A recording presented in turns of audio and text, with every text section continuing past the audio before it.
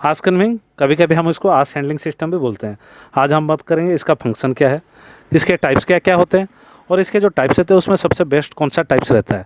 तो चलिए देरी ना करते इस वीडियो को शुरू करते हैं। सबसे पहले जान लेते हैं हम लोग को इंडस्ट्री में आस्क कन्विंग सिस्टम का रिक्वायरमेंट क्यों रहता है।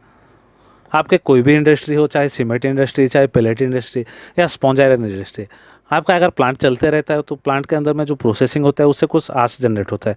वो सब आस्क कलेक्ट करने के लिए आपका डस्ट कलेक्टिंग इक्विपमेंट लगा रहता है, जैसे ईएसपी, बैक फिल्टर या मल्टीसाइक्लोन। ये जो ईएसपी, बैक फिल्टर या मल्टीसाइक्लोन लगे रहते हैं, इसमें कुछ हॉपर रहते हैं। उस हॉपर में आपका आस्क आके स्टोरेज होके रहता है।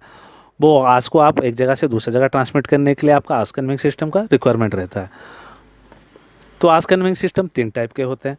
सबसे पहला है मैकेनिकल सिस्टम, दूसरा है हाइड्रोलिक सिस्टम, और तीसरा टाइप है न्यूमेटिक सिस्टम। सबसे पहले जान लेते हैं मैकेनिकल सिस्टम किसको बोला जाता है। कोई भी सिस्टम जिसमें हम एक जगह से दूसरी जगह आस्क ट्रांसमिट करने के लिए मैकेनिकल पावर का यूज करते हैं, उस सिस्टम को हम मैकेनिकल सिस्टम बोलते हैं। इस नॉर्मली हम लोग इस सिस्टम में कन्वेयर के यूज से एक जगह से दूसरी जगह में आस्क ट्रांसमिट करते हैं।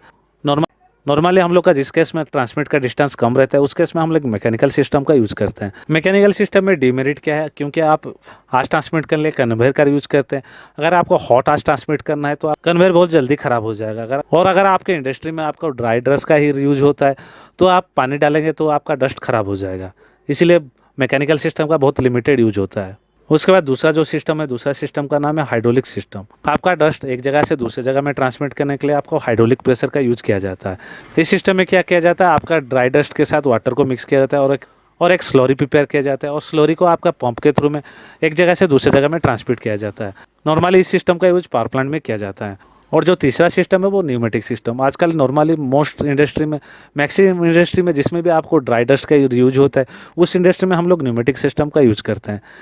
इस सिस्टम में आपका आस एक जगह से दूसरी जगह ट्रांसमिट करने के लिए न्यूमेटिक प्रेशर या एयर प्रेशर का यूज किया जाता है। इस सिस्टम के बेनिफिट क्या क्या हैं। इस सिस्टम का सबसे ज़्यादा बेनिफिट है, ये ह्यूज वॉल्यूम का आस ट्रांसमिट कर सकता है बहुत ही कम टाइम में। दूसरा, इसमें बहुत कम इक्विपमेंट यूज होते हैं। ये फुल्ली ऑटोमेटिक होता है, क्योंकि ये पाइपलाइन के थ्रू में ट्रांसमिट होता है, इसलिए आपका ज़्यादा पोल्यूशन नहीं होता, इसलिए आपका ये एनवायरमेंटल फ्रेंडली भी होता है। और क्योंकि ये पाइपलाइन के थ्रू में ट्रांसमिट होता है, इसलिए आप हॉट आस को भी इजीली ट्रांसमिट कर सकते हैं एक जगह से दूसरी जगह के लिए। और आपका आस ट्रांसफ़र का जो कॉस्ट रहता है वो भी बहुत लो रहता है पर टन के हिसाब से, क्योंकि इस सिस्टम में कोई भी मूविंग पार्ट यूज नहीं होता, इसलिए इस सिस्टम को चलाने के लिए बहुत कम मेंटेनेंस लगता है। इसके अलावा ये मल्टीपल हॉपर से भी डस्ट कलेक्ट करके एक ही पाइपलाइन के थ्रू डस्ट को ट्रांसफ़र कर सकता है एक जगह से दूसरी जगह के लिए। इसलिए आजकल इंडस्ट्री में नॉर्मली न्यूमेटिक आस कन्विंग सिस्टम का यूज हो रहा है, लेकिन ये प्रॉपरली आपका डिपेंड करता है, आपका जो डस्ट रहता है वो आपको किस कंडीशन में यूज में चाहिए। आपको ये ड्राई कंडीशन में चाहिए या वेट कंडीशन में चाहिए। अगर आपको ड्राई कंडीशन में चाहिए तो आजकल नॉर्मली न्यूमेटिक सिस्टम को प्रीफर करते हैं, और अगर आपको वेट कंडीशन में चाहिए तो आपके इंडस्ट्री में हाइड्रोलिक सिस्टम का यूज होता है।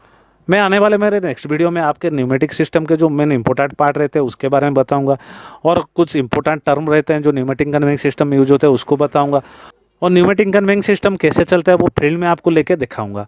तो अगर आप न्यूमेटिक सिस्टम के एक भी टॉपिक मिस नहीं करना चाहते हो, न्यूमेटिक सिस्टम के डिटेल के बारे में जानना चाहते हैं, तो मेरे चैनल को सब्सक्राइब कर लीजिए।